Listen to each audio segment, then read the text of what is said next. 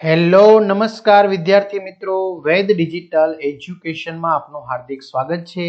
આજે આપણે ધોરણ 12 વિષય સંસ્કૃતની અંદર 19મું ચેપ્ટર પુસ્તકસ્ય આત્મવૃત્તાંત જેનું સ્વાધ્યાય સોલ્યુશન જોવાના છે। તો ખાસ વિદ્યાર્થી મિત્રો, ચેનલમાં નવા હોય તો ચેનલ સબસ્ક્રાઇબ કરો, બાજુમાં બેલ આઇકનને પ્રેસ કરો જેથી તમને અવનવા વિડીયોની માહિતી નોટિફિકેશન મળી શકે। વિડીયો લાઈક કરો, તમારા મિત્રો દોસ્તોને શેર કરો। 19મું ચેપ્ટર પુસ્તકસ્ય આત્મવૃત્તાંત જેનું આપણે સ્વાધ્યાય સોલ્યુશન જોવા જઈ રહ્યા છીએ। તો સાચો વિકલ્પ પસંદ કરીને લખો ગ્રંથ કસ્માત ગ્રંથ ઇતિ ગ્રંથનાથ શબ્દેષુ સત્સુ અપि કિમ નિશબ્દમ પુસ્તકમ પુસ્તકસ્ય કતિ રૂપાણી સંતિ તો ચત્વારી બાલાનામ કૃતે પુસ્તકસ્ય કીદૃશમ રૂપમ નવમ નવમ केचन पुस्तकम कथम रक्षन्ति बहुमूल्यम रत्नमिव। संस्कृत भाषा में शब्द लखो स्वरचित लेखने कह प्रवृत्त ग्रंथ स्वरचित लेखने प्रवृत्त पूर्व ग्रंथ केशा संग्रह रूपम आसीत पूर्व ग्रंथ ताड़पत्राणाम संग्रह रूपम आसीत पुस्तकम निशब्दमपि कीदृश वदति पुस्तकम निशब्दमपि शब्दम सशब्दम स्पष्टम च वदति। तो विद्यार्थी मित्रों, આવી રીતે તમારે સરસ મજાના સ્વાધ્યાય સોલ્યુશનો જોતા હોય તો તમને મળી જશે। ક્યાંથી? તો આપણી વેદ ડિજિટલ એજ્યુકેશન નામની એપ્લિકેશનમાંથી, બરાબર। આ સિવાય તમને બોર્ડ માટે ઉપયોગી સરસ મજાના અસાઇનમેન્ટ બી મળી જશે। તો ગૂગલ પ્લે સ્ટોર કે જ્યાંથી તમે ગેમ ડાઉનલોડ કરો છો તો ત્યાં જઈને વેદ ડિજિટલ એજ્યુકેશન નામની એપ્લિકેશન ડાઉનલોડ કરો, ઓપન કરશો એટલે આ પેજ ખુલેમાં તમારા પોતાનો મોબાઈલ નંબર નાખી સેન્ડ ઓટીપી કરો। 4 આંકડાનો ઓટીપી નાખશો એટલે પેડ કોર્સમાં ધોરણ 12 માં જશો એટલે તમને તમામ પેડ પ્લાન મળી જવાના છે। એક્ઝામ પેપરમાં પેપરો મળી જશે, 3 થી 12 માં 3 થી 12 ના વિડીયો, તમારું ધોરણ પસંદ કરી વિષય પ્રમાણે પાઠવેલ વિડીયો જોઈ શકશો। ગ્રંથ સંગ્રંથિરપી કિમ કર્તુમ સક્ષમ ગ્રંથ સંગ્રંથિરપી વાચકાન નિગ્રંથિન કર્તુ સક્ષમ કશ્ચિત બાલ પુસ્તકમ ક ઇવ દદાતિ कश्चित बालक पुस्तकम कर्णस्य कवच कुंडलम इव सहर्ष ददाति। नीचेना वाक्यों ससंदर्भ समझाओ। अधत्वे अपि ग्रंथ इति नामकरणम तो अनुवाद અહીં આપેલું છે, ત્યાર પછી अनुवाद પછી એમનું શું આપવામાં આવેલું છે? સ્પષ્ટીકરણ, બરાબર। જે વિડિયો તમે વ્યવસ્થિત પોઝ કરી અને શું કરી શકશો? લખી શકશો, બરાબર। ચાલો આગળ વધીએ।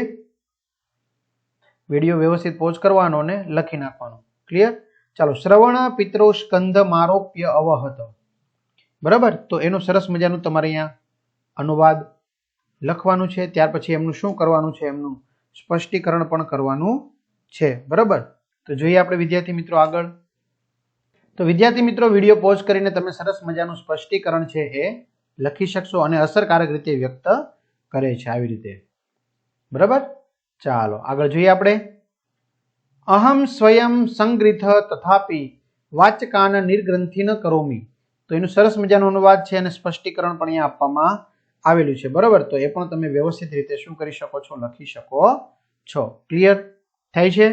ઓકે, ચાલો નીચેના પ્રશ્નોના ગુજરાતી ભાષામાં જવાબ લખો। આજકાલ મહાન માણસો શું કરે છે? પ્રાચીન કાળમાં ગ્રંથનું સ્વરૂપ કેવું હતું? આજકાલ ગ્રંથના મુખ્યત્વે કયા કયા પ્રકારો હોય છે? વિદ્યાર્થીને પુસ્તકનો સંબંધ કેવો કલ્પ્યો છે?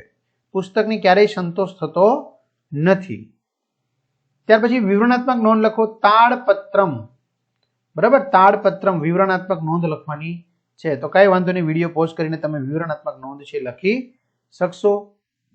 કર્ણસ્ય કવચ કુંડલનમ તો એ પણ વ્યવસ્થિત તમે વિડીયો પોઝ કરીને નોંધ લખી શકો છો, બરાબર। કવચ કુંડળ જે છે કર્ણના, એમના વિશે। ત્યાર પછી આપણે આગળ વધીએ।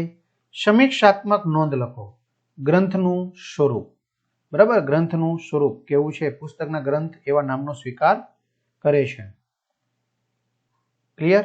ચાલો આગળ વધીએ।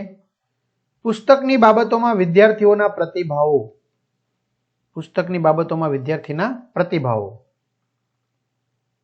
એ પણ વિડીયો પોઝ કરીને તમે શું કરી શકો છો? લખી શકો છો। ક્લિયર? સારી રીતે લખી શકો છો। ત્યાર પછી પુસ્તકસ્ય આત્મવૃત્તાંત પાઠમાં આવતા પૌરાણિક સંદર્ભ, કયા કયા સંદર્ભો એમાં ટાંકવામાં આવેલા છે, બરાબર। તો એ પણ તમે વ્યવસ્થિત વિડીયો પોઝ કરીને લખી શકો છો। ક્લિયર? ચાલો આગળ વધીએ. ત્યાર પછી પુસ્તકનો મહિમા.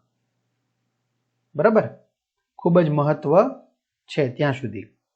રેડી? અને છેલ્લે જોડકા જોડો.